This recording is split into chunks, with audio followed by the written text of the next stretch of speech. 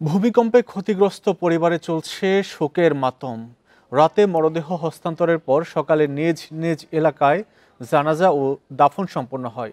ভূমিকম্পের জেরে পুরান ঢাকায় রেলিং ভেঙে মৃত বাবা ছেলে দাফন সম্পন্ন হয় লক্ষ্মীপুরে। সকাল ৯টার দিকে আব্দুল রহিম ও তার ছেলে আব্দুল আজিজের জানাজা অনুষ্ঠিত হয় সদর উপজেলার আসুন্নাহ মাদ্রাসা ও মসজিদ কমপ্লেক্স মাঠে।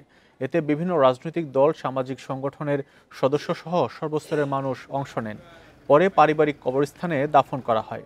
নরসিংদীতে ভূমিকম্পে দেয়াল ধসে বাবা দেলোয়ার হোসেন ও তার ছেলে ওমরের মরদেহ রাতে পরিবারের কাছে হস্তান্তর করা হয়। পরে তাদের মরদেহ নিয়ে যাওয়া হয় কিশোরগঞ্জের পাকুন্দিয়ায়।